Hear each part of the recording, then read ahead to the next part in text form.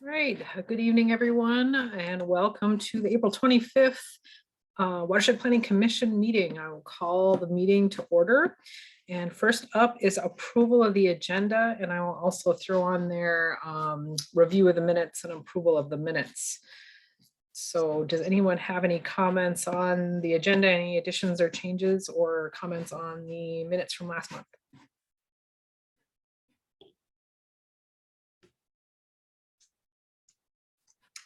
Okay, hearing none. Do we have a motion to approve the agenda as is and the minutes from last month? Commissioner Shea, I'll make a motion to approve the minutes and the agenda and the minutes for last month. And do we have a second? This is Commissioner Casilius. I'll second that motion. Thank you, commissioners. I will do a roll. Commissioner Weaver. Aye. Commissioner Casilius. Aye. Commissioner Shea. Aye. Commissioner Schmidt. Aye. And Commissioner Thill. Aye. Thanks, commissioners. Okay, motion is passed, and we will move on to our staff reports. Troy, you are up first. Thank you. Good afternoon, commissioners. Good to see you all again, or most of you. I'll just whip through the staff report as it's presented on your screen here. I apologize for not getting it to you in time for the packet. Starting with technical assistance and cost share requests. So we track how many active requests for assistance that we're working with at any given time. For April, it jumped above 200 again. It's been a few months since then. We normally see a little bit of an uptick in the springtime, late winter, early spring, and we didn't see that last year, but we are now. It's hard to pinpoint exactly what might be behind any change in trend, upward or downward, but we have in the last few months been doing a significant outreach effort to promote some of the grants that we have available for cost share. So that door knocking and mailing and marketing has maybe returning at least some positive impact that we're seeing in the last couple of months here. Moving down to soil health and cover crops. So the big thing we worked on since we last met was the second part of a two-part cover crop workshop. It was actually funded primarily through the Prior Lake Spring Lake Watershed District using watershed-based funding grants, or I'm sorry, a Clean Water Fund grant. The name of the workshop was Growing Healthy Soils, and the March one was part 2. It was attended by 51 producers. We're trying to get more mileage out of it though. So both part 1 and part 2 of that event is posted on the SWCD's YouTube page. And so far we've had over 1,500 views. Let's see, moving on to clean water, highlight there a couple things, working on templating handouts for our natural landscaping program. So this is natural landscaping is a subsection, if you will, of the overall tax program. It's just specific types of practices that we focus in urban and basically non-agricultural areas. You can see things like rain gardens, native prairie, lakeshore plantings, and lawns to legumes. We also began communication with 5th grade teachers at Greenwood Elementary in Prior Lake. And the reason this is significant is because we've never really worked with schools in the Prior Lake School District in the past. And the reason for that has been that they've always had a very robust environmental learning program spearheaded by one or more teachers there, at least ever since I've been here. They have really developed their program internally and haven't needed or saw it to be a benefit to attend our outdoor education day event. So this is a significant move in terms of expanding the education programming to youth that we do. It'll include storm drain stenciling and also do education lessons for 3 classrooms. Zoning support, we just confirmed that we don't have any large-scale poultry operations in the county. This was specific to the avian flu outbreak or influenza outbreak. So reporting that back to emergency management. Tree program, I'll move down to that. So we have, well, listed here as 537 orders. That was as of the time we reported that to our board, but currently we're almost at 600 orders now and almost 38,000 trees. So this has been a really, really significant year in terms of numbers, both in terms of number of quantities and the volume of trees that we're selling. So we're happy to see that. For those of you who have interest or maybe purchase trees, our order pickup date is this Friday, so from 8 a.m. to 7 p.m. So we're going to try to push 700 people through our doors on Friday. Moving down to water quality. Ryan, are you operating that, or is Dami? Troy, I'm operating it. Okay. All right, thanks. I just Yep. didn't know who I should reference. Yep, for sure. Up or down. In terms of water quality monitoring, so the surface water program, we've drafted the reports for the water quality monitoring that we conducted in Peaker Creek last year and the year prior, and also Roberts Creek from last year. So just basically compiling all that data. And then we conducted the 2 rounds of biweekly and 1 round of event-based water sampling on Brewery Creek. So our efforts this year are focused on that Brewery Creek stream.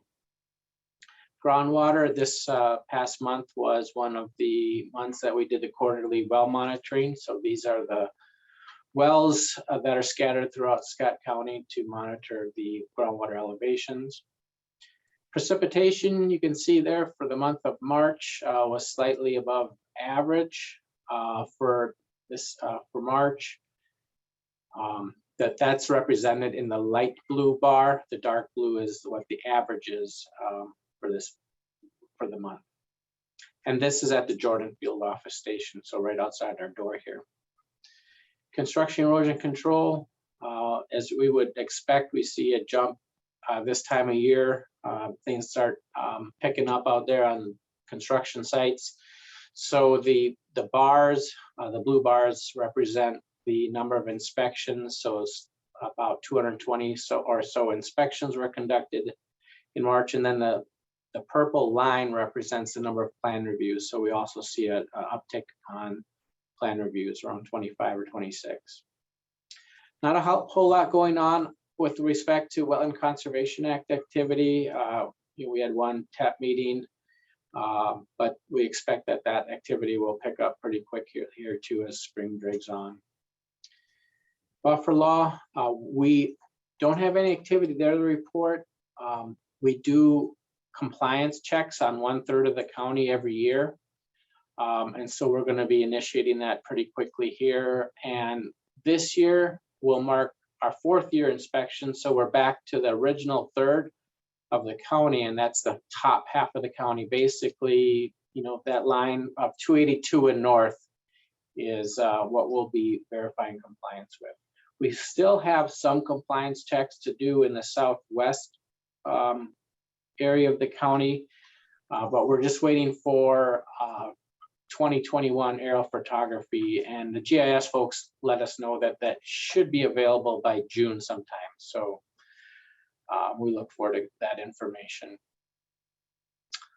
I'll skip down to the tax program cost share. So I list there where we're at currently with the balances, and that's as of this week. So we have the amount of the award, and this is between Soil and Water and the Scott WMO, both in the tabular format, and then the graph shows each one of those different grants and the amounts that we've encumbered and what's still available. So you can see we still have a lot of money to move within the next year, 2 or 3 here.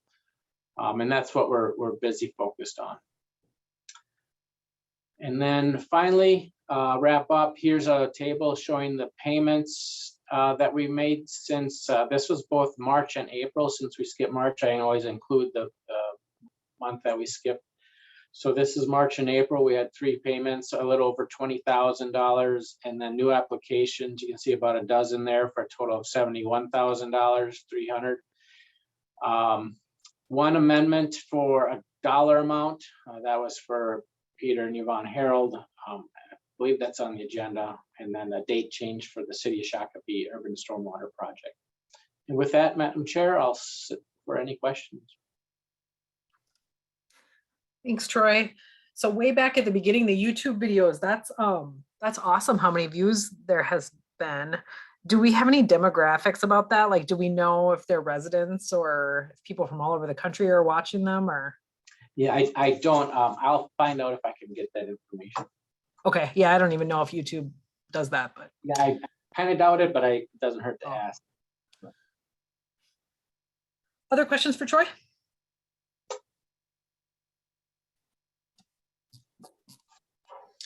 Okay, and I think we can move on to our WMO updates. Vanessa. Thank you, Madam Chair and Commissioners. I have a handful of different activities to update you folks on today.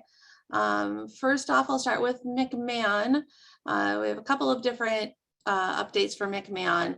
First and foremost, the board did approve forming the Mcmahon Lake Improvement District in March. So with the forming of the Mcmahon Lake Improvement District, one thing the county wanted to do is actually hand off the grant for flood mitigation to the Lake Improvement District instead of the county. It's the same grant and it's the same grant amount, but the reason why the county is interested in doing that is that we then don't have to own it for 37 and a half years. So one of the small hiccups with that grant as it is administered is that the person who puts it in and receives the grant has to actually own it for about 37 and a half years, or the minimum useful life, which is a little different than a lot of the other grants and projects that we do, where we can actually turn them over to an owner after we help install them. And since our main objective in this is obviously to help support, it's not necessarily a priority on our CIP list, but we really want to help get in the ground. It isn't a priority for us to actually own it. So that's been one of our larger endeavors here in the last month since that was actually approved. And actually all that really involves is going to the legislature, and there's actually what's called a legislative sleeve.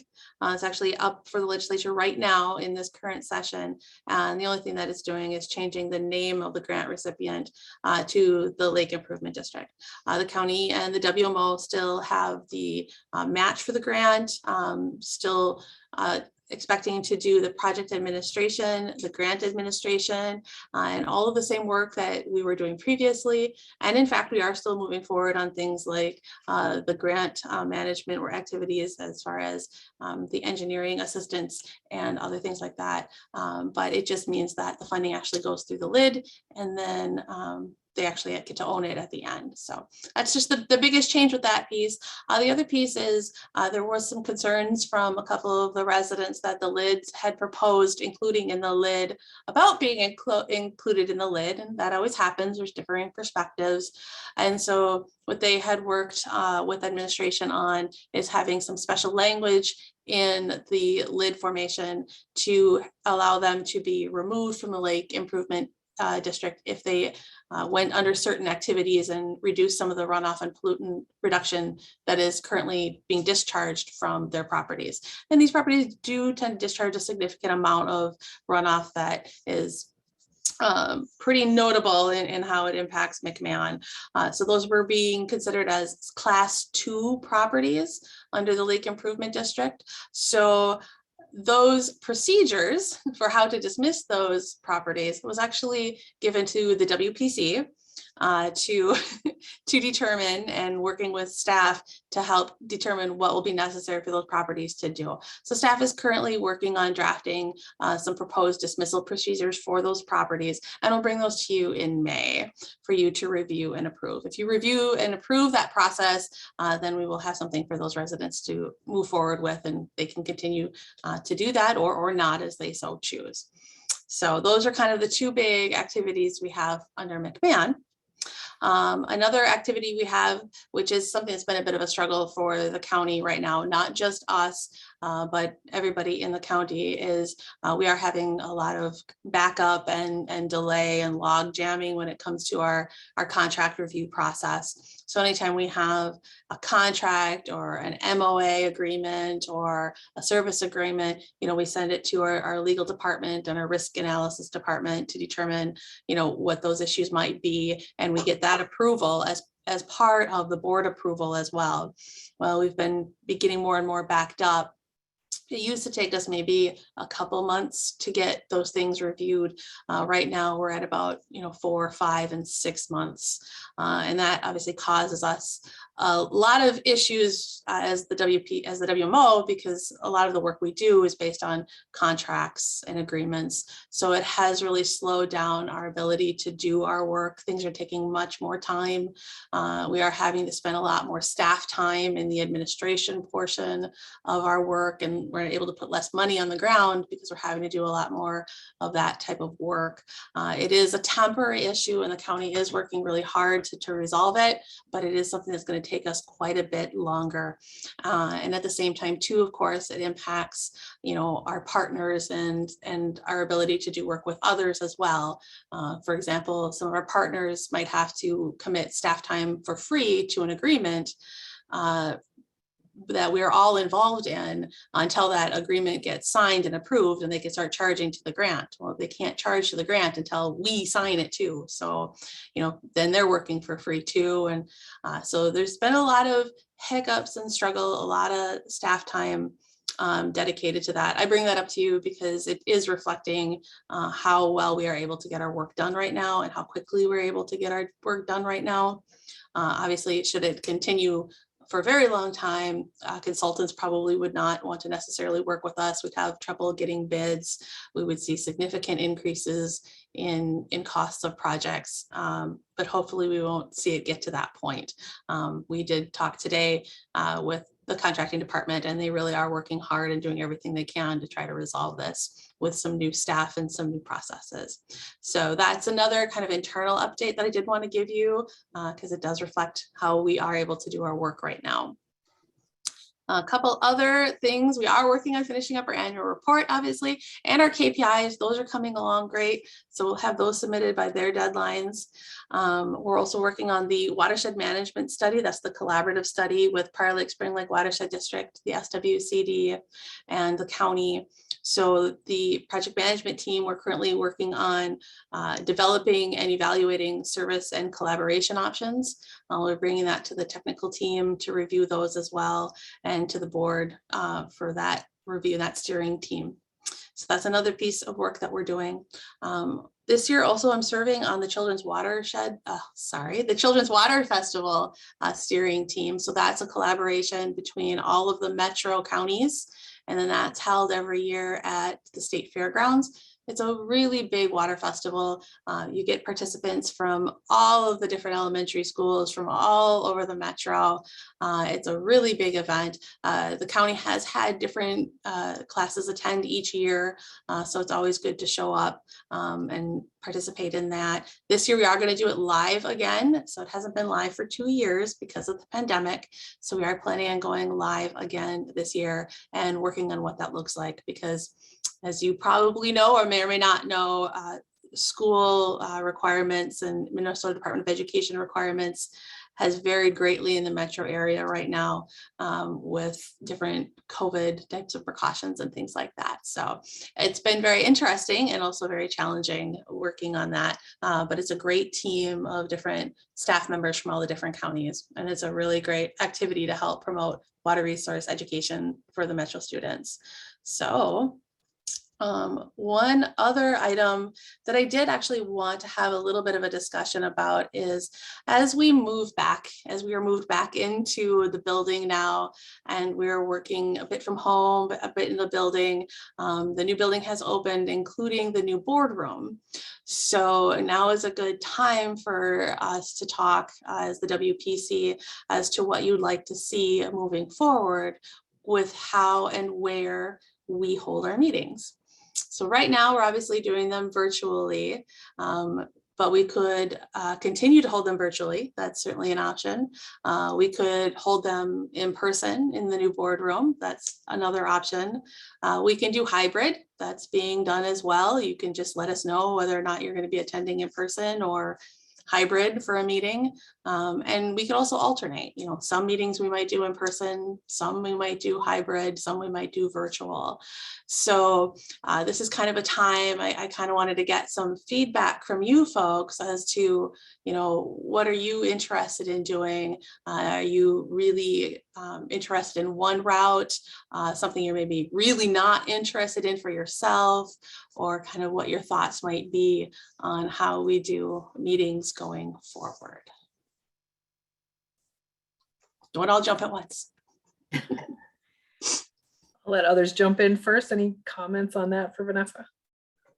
Yeah, this is Commissioner Shea. Yeah, I'm interested in at least partially in person, whether we do the hybrid thing, with the option of, people to call in or virtual or in person. I'm interested in that. I do kind of miss the actual in-person meetings. At least for myself, I feel as though I get more out of those in person, but I guess those are my thoughts. But some sort of a hybrid thing would be good for me, I think.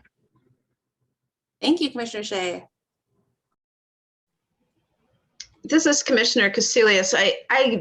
I would agree that I would enjoy some face-to-face meetings. I think it would kind of depend on the agenda in my mind, because some things we discuss are more visual. There's more, charts and graphs and illustrations and whatever. And so those might be nice and can promote some dialogue if we're all sitting around the same table. On the other hand, like tonight's agenda, for example, is a little more brief. And so, maybe we kind of pick and choose in that regard, but I think it helps to build just sort of interpersonal relationships to be able to meet face to face sometimes too.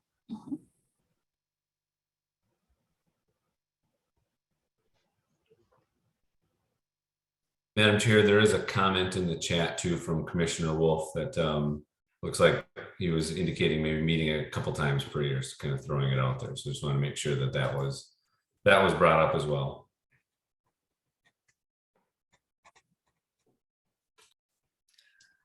I guess for me, I would like to see them back in person, but always have that virtual option. So if somebody can't make it in, or for me, it's usually running from one meeting to another and might not be able to get over to the meeting place on time, but it'd be nice to have that virtual option.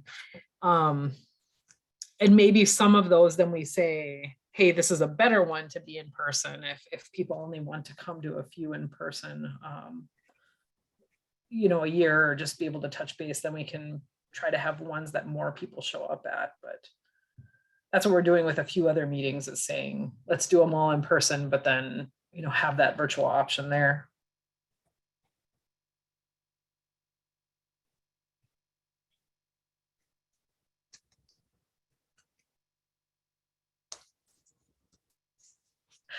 I don't know if that's enough feedback to help you make a decision, Vanessa. It is. It's more than enough. I was just Okay. giving that nice pause in case somebody was just thinking about how to phrase their language. I'll come back to you guys next month then with a recommendation for moving forward after. Next month is May, after May for what we can do. It does sound like a hybrid option. It'll be something we'll probably just start out with right off the bat. And that way folks can come right back in or not, depending upon as their schedules are. And then we might be able to work forward from there. But I'll bring something forward next month for sure. And let you know. Thank you guys. That's always something kind of exciting, but also kind of, again, a new way of doing things, right? Like it's not we don't have to do everything black and white. We can certainly have a lot of gray, and gray works really good. I miss you all as well in person. But there are days too where, especially like if the roads are bad or the weather's bad, just doing it virtually is better than risking people's safety, for example. So that's another good way to look at it too. So thank you for that. That's it for my updates. I do know that we have both Bruce Loney here and Commissioner Wolf. So we usually, we haven't done this in the past, and I apologize. But if either of you gentlemen had any updates or anything that you wanted to provide the WPC from either the Watershed District or the county board, we'd certainly love to hear it. And if you don't have anything, that's great too.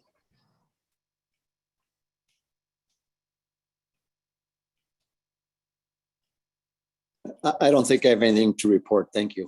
Okay, no. So I always want to throw it out there.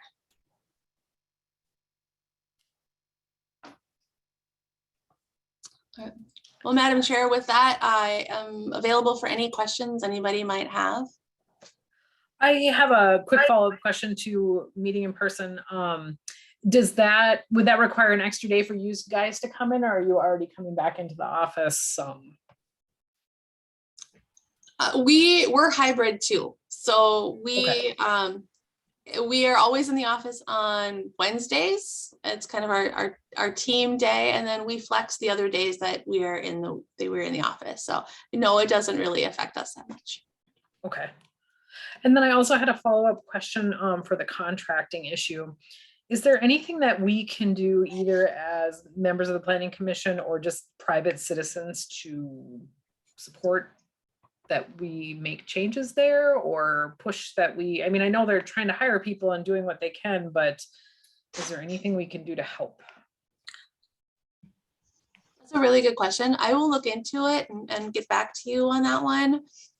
I think the staff in those departments are really trying to work really hard at the moment. I don't think anybody's ignoring the situation. Yeah.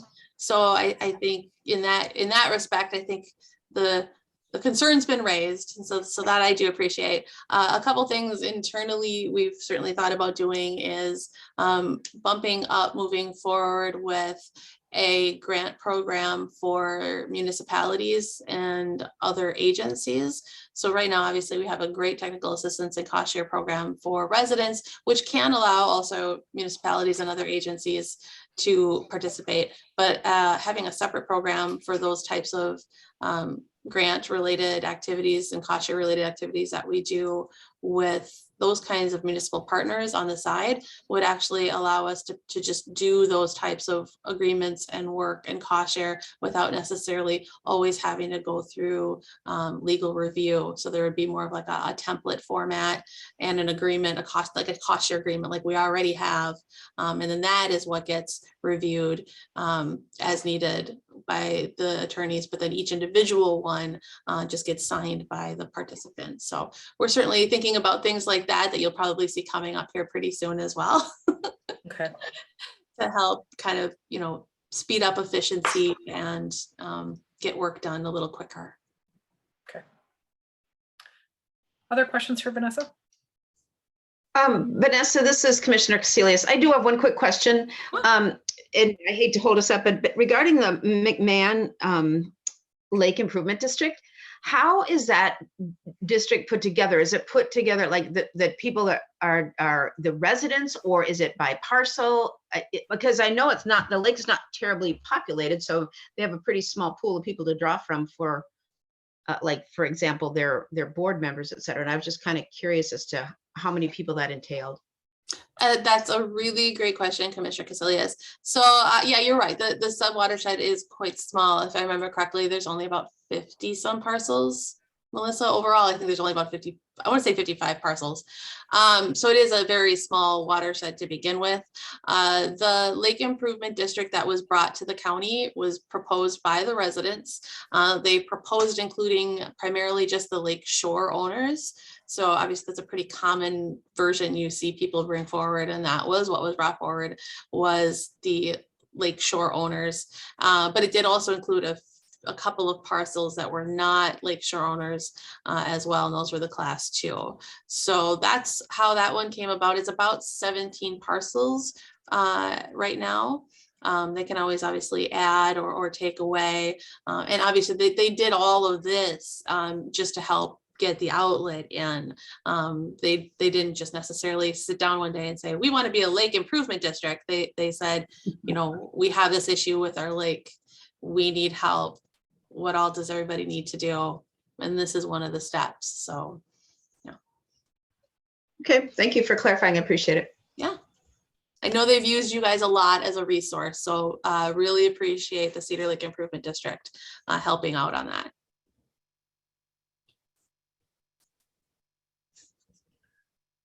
Other questions for Vanessa?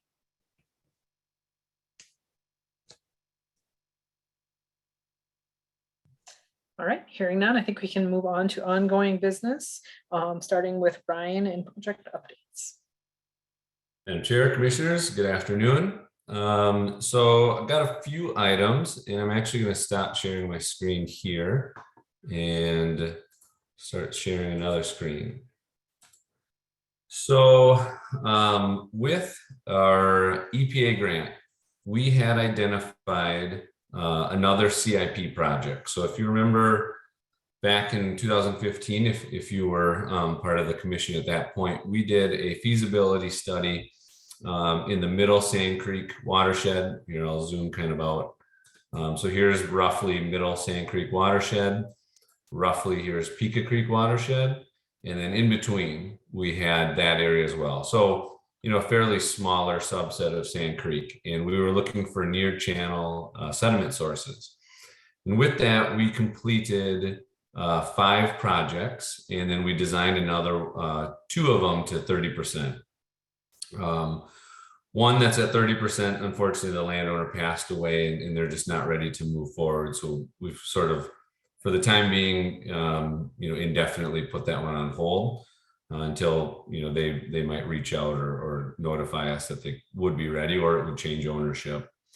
But the other 30% one, we actually, we completed a project on this landowner's property in the winter of 2019, 2020. There were 4 sites that were identified on his parcel, and we completed one. 2 of them, we essentially, through this kind of study and using the design consultant, determined that 2 of them really just aren't good projects to pursue. They're kind of teed up to where if there is some sort of erosion that occurs, it's likely going to bury anything that we've done at the toe and probably even push the stream to creating a whole new path. So they're really high bluff walls and just didn't provide for much for sediment savings. If it goes, it's just going to kind of be a really big event. So that left the 4th one, which we have at 30% design. And I'll zoom into this. So we've got City of Jordan for context of where we're going. Here's the golf course in just south of Jordan. And then here is the property that we completed a project on. So this is actually some erosion control blanket that we've got down. So this is the 2020 photo. So the project would have just newly been constructed at that time.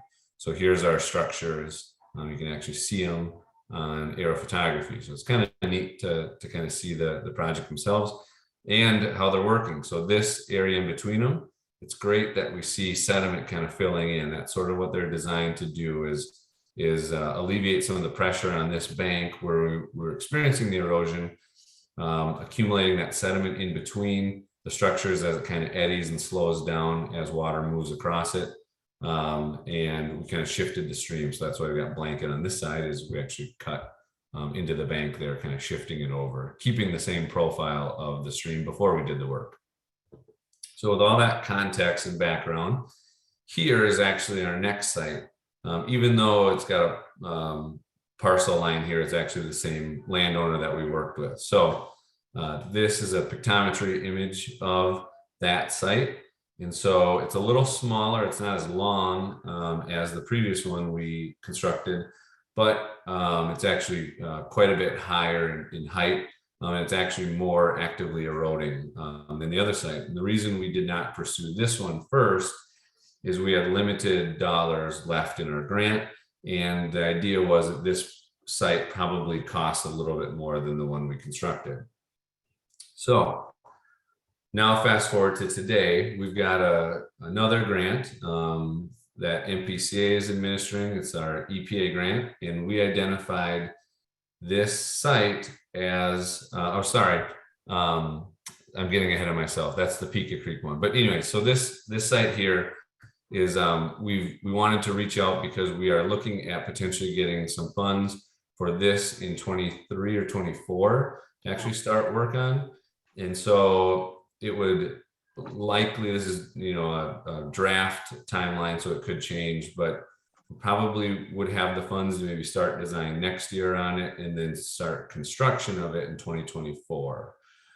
So with that being said, we still wanted to reach out to the landowners, see if they're interested, and they are. So that speaks well to the process that we had before, because if they weren't interested, that might be a little bit concerning that we didn't kind of meet their needs, but they are interested, and so it's good to know that way we, if they weren't, we can start planning for a different site.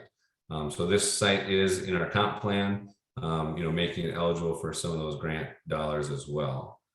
Now to skip to the EPA grant. So this grant, we identified one site, and that's on the Pika Creek ravine that we had identified once again in that 2015 study.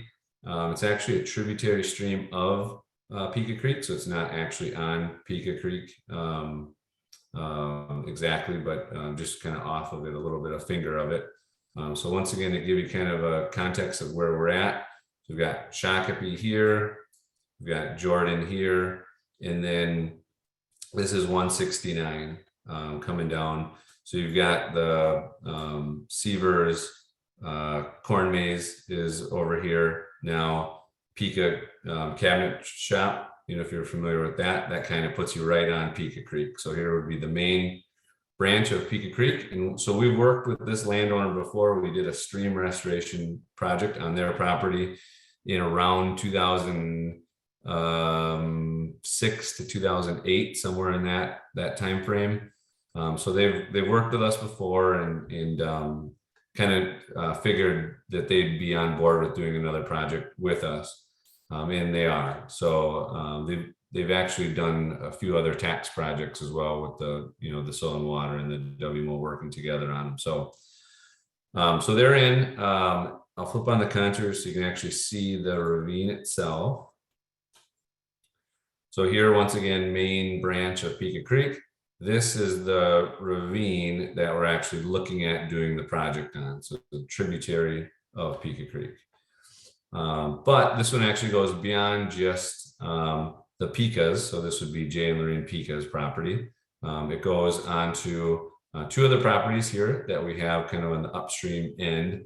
The ravine does carry on further onto a couple other properties, which we'll have as part of the design consultant, just to make sure that we don't need to go further than what we're thinking. But just from being on site, this portion of it looks a little bit more stable. We've actually got a driveway that bisects the ravine.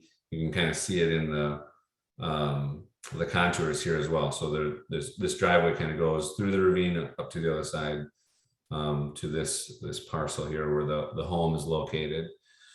So in that driveway actually kind of acts as somewhat of a grade control for the ravine as well. So my thought is that we probably would start the project just downstream of that driveway, and then carry it down, and it actually gets to be fairly stable right before the confluence of Pika Creek. So I remember from being out there in 2015, the thought was we might not have to stabilize the whole ravine. There might be a section here on the downstream end that's stable enough that we don't have to address. But I did go out, met with all the landowners, so I knew the Pikas, and then this is David and Naz. They've actually worked with us in the soil and water in the past. So I was working with the project with them, and oddly enough, halfway through it, that's when I started my job here at the Scott County, the WMO. So I didn't get to see that project finished, but I did get to work with them there, and so I knew them and had a relationship with them. And then there was one gentleman here that I didn't know at all, so I got to meet him. His name's Steve Meslanka, and he seemed to be receptive to the idea of doing this project. So all three landowners kind of indicated they're ready to take the next step, which is sort of getting a design consultant out there, surveying it, and producing plans. So I'm not anticipating, this process does take quite a while, and I explained that to the landowners, that usually from landowners agreeing to the project, it's a minimum of 1 year. to get everything in place, designs and easements and permits and going through the bidding process and the bid packet and all those things that go with a larger scale construction project. It just takes some time. So I wanted to kind of temper expectations too. So we would like to get started on the design in 2023. I would guess it's going to carry over a little bit into, get started on 2022, carry over into 23 a bit. And, this tributary stream probably doesn't have the water, or I should say probably, it does not have the volume of water that a Sand Creek has. So the construction window probably is a little bit better here with this one. We've predominantly gone in the winter with other projects, and we may still very well pursue that. But I think we've got a window where we can actually construct this, probably most months out of the year minus spring, this time of the year where it's pretty wet and soggy to get in there. So, unfortunately, it's still, from going out there and looking at it, this ravine kind of confirms why it's a good candidate to be a project we're pursuing. So you just got, you've got a base lowering of this ravine, and then it ends up getting kind of rotational failures and just a lot of erosion kind of happening. So your side slopes are just too steep. The bottom of it, the channel is just incising, and it's just creating a lot of instability out there. A lot of these ravines kind of in this section along 169 are kind of in that same boat. So so I just wanted to share that with the group, that we've got these projects kind of in the works. We're starting them, and hopefully we're doing construction, in 23 and possibly then 24 for getting a couple of these projects done and completed. So before moving on, I guess I'll stop and see if there's any questions at this point. Ryan, do you think that they would need to do hard armoring out there, or would it be enough just to slow it down with like check dams or grade staves or something like that? Madam Chair, it's a great question. So we did a project in Blakely Township in 2016, and that was where we created largely through the use of riprap, basically check dams throughout the ravine. So not a lot of grading of the side slopes of the ravine. It was more, getting a flat bottom so you could install the check dam properly, but not really going up, up the slopes very much. So, and from going out there and talking to the design consultant at that time who was doing the study, they thought we could get away with, using wood as sort of a check dam, and the portion that's sort of stable on the downstream end, it was naturally doing that a bit. So there were some larger logs that were knocked down and kind of creating that stepping down of the water. And so, each firm can probably come up with something a little different, but I would think, some combination of, and it's going to be like the catch-all answer, but, it could be some of it bioengineered, maybe with some larger logs creating check dams. Could be riprap in place, to kind of hard armor it more, or we've even used the turf reinforced mat, that lasts quite a while too. That's a potential as well. So I think all those things are on the table, and I explained that to the landowners. We just don't know yet what it's going to look like, but whatever level of involvement they want to be a part of it too, they have that opportunity to comment and be a part of that process. But we'll know more, and I'll keep the WPC here informed as we move along. I'm sure once we get some designs, I'll even be able to do a presentation and kind of show what it looks like. And if there's any comments from the group, I'd be happy to take those as well. Perfect, thanks. You're welcome. Other questions for Ryan on these projects?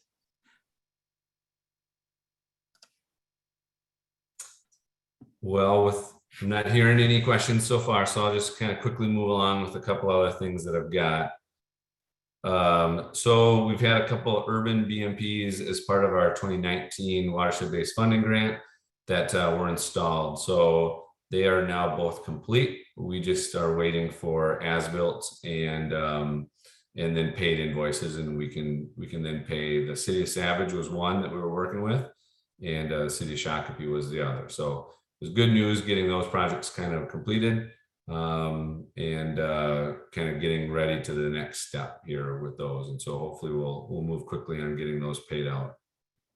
We continue to do our ranking and batching meetings with the Soil and Water Office that we've sort of moved them now to monthly to keep up with kind of demand and keep projects moving along. So we are, moving a decent amount of funds, as Troy had in his report. We've still got, a decent amount of funds, and depending on which grant we're looking at, or funding source. But those are good meetings to kind of have a good pulse on all the projects and kind of see where we're at with things, and go for funds. We try to use up the grant funds that are ending the quickest, use those funds first, and then kind of keep moving on to the next grant. So reporting for our EPA grant, that's due on a quarterly basis, so that'll be due this week. Everything should kind of be in order with that.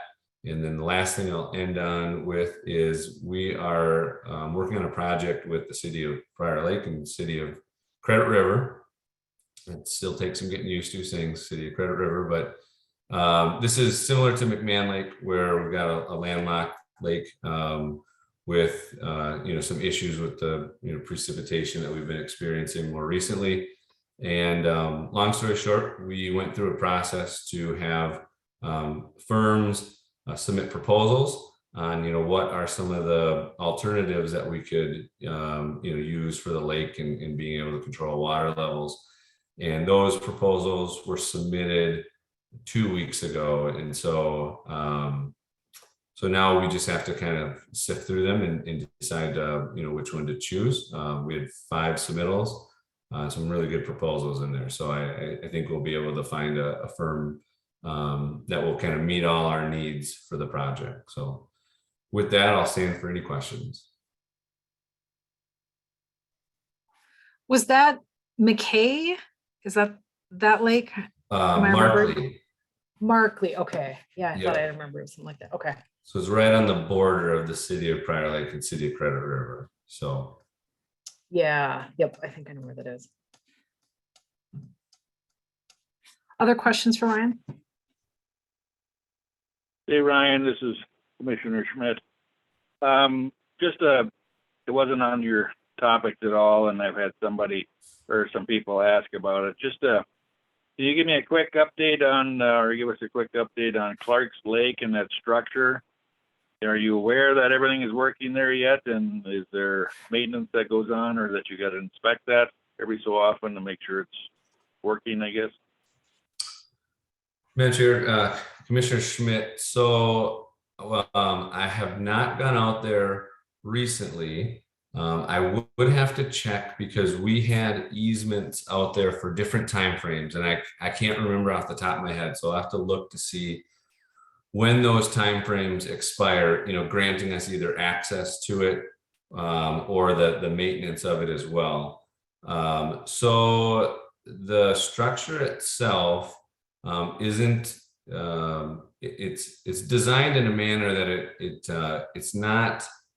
I wouldn't say it's necessarily needed for maintenance. Obviously things can occur, and you might have to address that. But the structure itself, last inspection, was performing just as it should. It's been a little bit since I've been out there, but I remember we inspected it 2 years in a row, right after it was constructed. And both times, that was some of the, the reason is just to make sure it's performing correctly. And I think there was maybe some concerns that it wasn't, but both, inspections, it was performing as it should. So, but I can look into our easements to see when they expire. I know some of them were fairly short and they could have already expired. So, but I guess to be able to fully answer your question, I'd probably need to look that up first. Yeah, thank you. And when was the last inspection? Do you recall? Yeah, so our last inspection was June of 2019. We actually, one of the county commissioners came out there with me. Commissioner Weckman Brecky came out and inspected the outlet as well. So I'm almost fairly certain it was June of 2019. Okay, thank you. Yep, you're welcome. Any other questions for Ryan?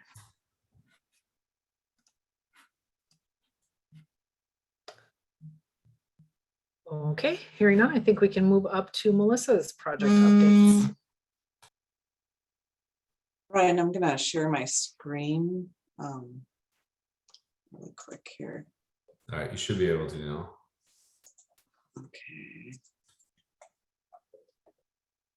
Okay, I'm just showing this quickly because of Commissioner Casilius' question. So this is the parcels that were included in the Mcmahon Lake Improvement District.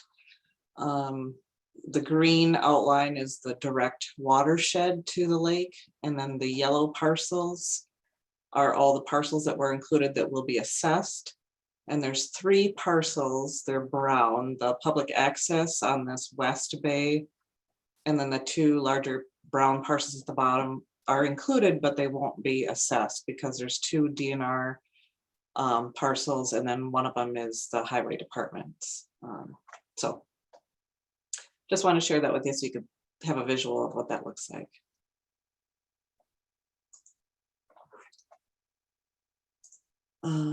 Just pulling up my notes here. So Vanessa pretty much covered Mcmahon.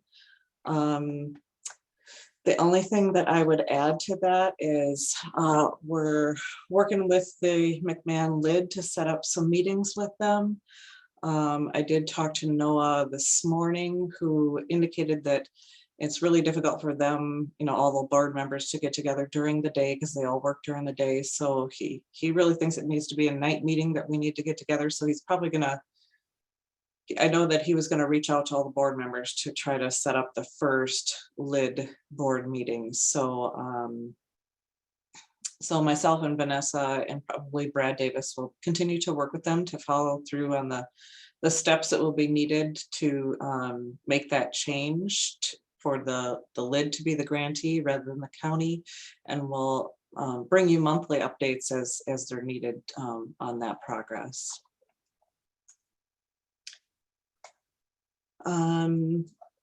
Also, as Vanessa indicated with the contracting issue, one of our contracts on the list is the contract for the design and engineering for the outlet. Several months ago, the county attorney developed what's called a master agreement that the county has now executed with multiple different consultants. And with that master agreement, you can once the consultants have also signed that, then you can just do work plans or work orders from that master agreement. So Vanessa worked with Lisa Freeze on, especially with this contract, we'd kind of like to get going on the engineering and design. So WSB is one of the consultants that did sign that master agreement. So we will be doing a work order for the engineering and design for the Mcmahon outlet. So I just finished a draft of that. That is in review right now with Vanessa, and then it'll go to signatures. I'm assuming after that. So we have our first kickoff meeting with WSB actually next Monday, May 2nd. That's if we can get that work order executed, I guess. So then we'll be able to start with the design and engineering on that. And looking at the time frame, if we can start that kickoff meeting in May, it'll only set us back a couple of months to finish up the design and engineering, which should be finished by December of this year or January of 2023. So I'll keep you updated on that as that progresses forward. With lake monitoring, I have the camp kits all ready. I'll be dropping them off actually tomorrow afternoon, so all of our lake volunteers can start with the lake sampling. I sent out letters to all the lakes for the curly leaf treatment notification, and if people wanted to opt out of having the treatment in front of their property, instructions on how to do that, to contact me. I did have 2 people on Cedar Lake contact me to say that they did not want treatment to occur in front of their shoreline. So depending on where those approved treatment areas end up being on Cedar, I'll let PLM know so that they don't treat in front of those shorelines. Speaking of contract delays, our PLM contract is one of the contracts on the list waiting for review. We have been working, as Vanessa said, with procurement, and Lisa Fries has been a big help. And I do know that that contract is at the top of the list. We indicated to them just how time sensitive that contract is, because we have to treat when the lake water is a certain temperature degree. So we'll be staying on top of that to make sure that that contract gets executed in time for us to be able to treat the lakes. I seem to be a little bit more relaxed about it at the moment, knowing it's at the top of the list, but also that it's the temperature outside has been below average. If it were really warming up, then I would probably be getting a little bit more nervous, because then the lake temperatures would be warming a little bit faster. But I think with the below average temperatures, we have a little bit of time. Next, we are going to be hiring a bar again this year to do a zooplankton sample in Cedar Lake. If you remember, we had them do a sample last July in Cedar Lake, because when we did our pretreatment survey, we found such great water clarity in Cedar Lake for the first time ever. We were able to see down like 4.5 meters. And with that sampling, they did find that there were a group of zooplankton called cladocerans in the lake. But at the time of that sampling, they were at lower numbers, which is typical for that time of year, because fish start to eat them by late summer. So they recommended that we do zooplankton sampling in the early spring. So we do have that set with BAR. They will be going out sometime the week of May 9th through the 13th to take a zooplankton sampling to see what groups are in the water, and if there is a large percentage of cladocerans in the lake, that could help explain why we were seeing such clear water clarity early in the spring. And collecting this kind of data really helps us to plan for future lake management efforts. We've been working on Cedar Lake for over a decade now, and it was very inspiring to actually see a shift to kind of a clear water state, at least in the spring, which is kind of monumental, because it definitely takes many, many years, and some lakes don't even see a change. So it was really encouraging to see that kind of a change in this large of a lake. So, and then the last thing is I've been working on a draft aquatic invasive species rapid response plan this month. It's kind of been on my list to do for the last couple of years. It's just been, we've had a lot going on, so I haven't been able to get it done, but I think I have a pretty good draft of it now. I'll be reaching out to Prior Lake Spring Lake staff, Shauna, and there's another gentleman there that helps her, to set up a meeting with them to kind of go over it and see if they have any input for it.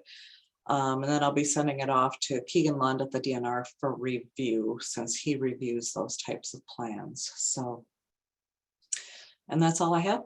So I'll stand for any questions if anybody has any. Thank you, Melissa. Any questions? I have a question. This is Bruce Loney, Prior Lake Spring Lake Watershed District. that Curly Leaf Pond contractor, I think PLM, is this the first year you're using them or have you had previous contracts? No, we've been using PLM since 2012. Okay. Yeah. And because it's a new contract, that's what's holding it up? Yeah, so the last 2 rounds, we've been doing a 3-year contract with a vendor, and PLM just happened to be the one that won the contract. So our 3-year contract that we had with them expired, and so we had to go out for bid again, and now we're redoing another 3-year contract with them. Okay. So, Okay, that explains that. Thank you. yeah.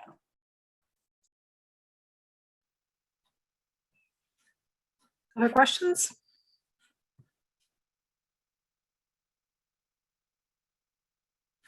All right, thank you, Melissa. Next up is our Watershed One plan update. So it looks like that is me. We had our meeting last Thursday. And it was in person. It was the first one in person. So that was, well, no, I take that back. It was the first one where we said everyone really needs to be there in person. So that was nice to see folks in person. And the reason we were in person was they had consulting firms come in and do presentations to be selected to be plan writers. They had put out an RFP to see who was interested in working on the plan, and they actually only got 1 response from ISG. So they came in and did a presentation on their experience and their proposed scope for working on the project. No budget was included. That's something that they would work out after a consultant was selected. The group didn't have concerns with hiring ISG, so it sounds like we'll be moving forward with that. And then Holly, who does a lot of the coordinating, they'll take the next step and start working on some of the budgeting for hiring them. The other thing that folks might be interested in is that we'll be having the public open houses this summer. So they'll, open up to the public and come in and ask questions, where are your concerns with water resources? What are our priorities? What should our priorities be? The plan is to have, I believe, 1 in person and 1 virtual right now. But I think once the consultants get on board, we'll be working through that stuff too. So that's that's pretty much what I have. Melissa takes notes at all the meetings too. So that's something that I guess I would think we'd be able to offer up those notes to folks if they're interested in reading those minutes through also. So any questions, or Melissa, do you have anything to add from that meeting? No, Madam, I think you covered it. I was just going to say, Madam Chair, we can always include those minutes in the monthly packet if you would like. I would say leave it up to the rest of the commissioners, because I'm there, so I see them.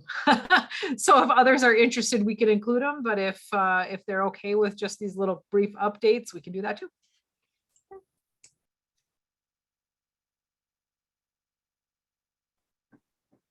Commissioner Shea, I mean, just the brief updates we're doing is fine with me. Okay.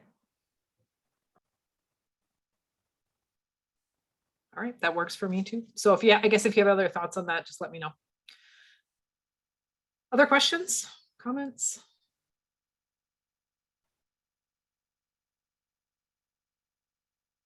All right, hearing none, we can move on to new business with Ryan. Chair, Commissioners, so I've just got one tax program application, or it's actually an amendment to an existing contract. So this project actually came to the WPC in November of 2021. And we'll kind of get into kind of where things are at and why the amendment's here today. But so this project is for Peter and Yvonne Harold for a stream bank stabilization project, and that property is located in the city of Prior Lake. If you remember, this project originally was kind of 2-part. There was a grade stabilization project that was installed on their property in 2016. And this project is actually going to help reduce the erosion near that project. So it's kind of protecting that existing grade stabilization project, and then also just reducing erosion from the stream bank itself too. So kind of two-part there. Originally, the cost was $7,060, and the proposed amounts were $4,236 from the WMO, and then the landowners would contribute the remaining portion, which was $2,824. The amendment is adding just $706 to the existing contract. So what we're proposing is adding that to the WMO portion, so raising the total to $4,942. The funding source is we're proposing the 2019 WBF, which is kind of important because we are getting down to the end of those funds, and also that grant is ending in this year. So with it being kind of narrow on the practices that are eligible for this portion of the grant, this is kind of an important one to try to use some of those funds for that, the grant, while we still have them and they're available. So the reason for the amendment is that there was some increase in the permit fees through the DNR. So with these stream bank projects, they have to get a permit through the DNR. And then also they're anticipating construction costs, like a lot of things right now, are going to go up in 2022. And with the Heralds being approved at the tail end of 21, they did take less. So they only took 60% cost share. And so this amendment would actually get them up to the 70% cost share, which is what we have in the docket that they'd be eligible for. As per our docket, all stream bank stabilizations, even though this is an amendment, we wanted to bring that to the WPC. The Scottish WCD Steering Committee did review this at their April 21st board meeting and recommended approval. You will notice that there is not the amendment itself attached. So long story short, we got to figure out a process because they're electronically being signed. It doesn't allow them to be combined with another PDF document. So if anybody wants to see the actual amendment, I can certainly pull it up on my computer here. But essentially, it's just going to be changing the dollar amount on it, what we've got listed here as the $706 adding to it. With that, I'll stand for any questions, or if anybody wants to see the amendment, I'll pull it up. Thank you, Ryan. I'll open up to questions or a recommendation to amend the existing contract to add the $706. This is Commissioner Shea. I'll make a motion to approve the amendment. And do we have a second?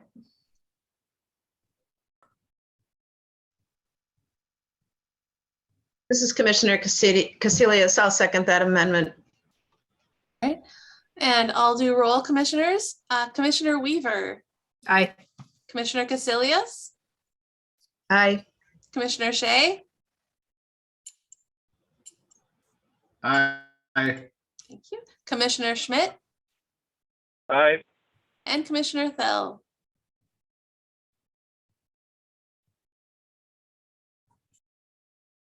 Aye. Thank you, commissioners. All right, the motion has passed.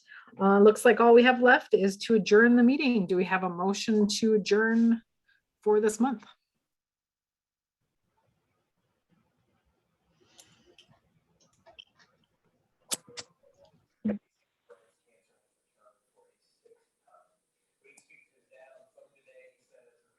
Commissioner Schmidt here. I'll make sure. All right, do we have a second?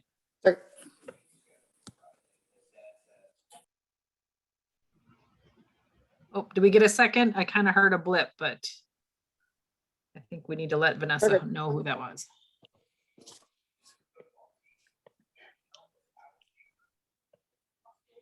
This is Commissioner Shea. I'll second the motion. Thank you, All right, commissioner. thank you. I'll have to do one last roll, folks. Commissioner Weaver, Aye. Commissioner Casilius, Aye. Commissioner Shea, Aye. Commissioner Schmidt, Aye. and Commissioner Thel. Aye. Thank you all so very much. All right. Thank you, everyone. All right, sounds great. Good Thank night, you. everybody. Have a Good great evening. night. Night.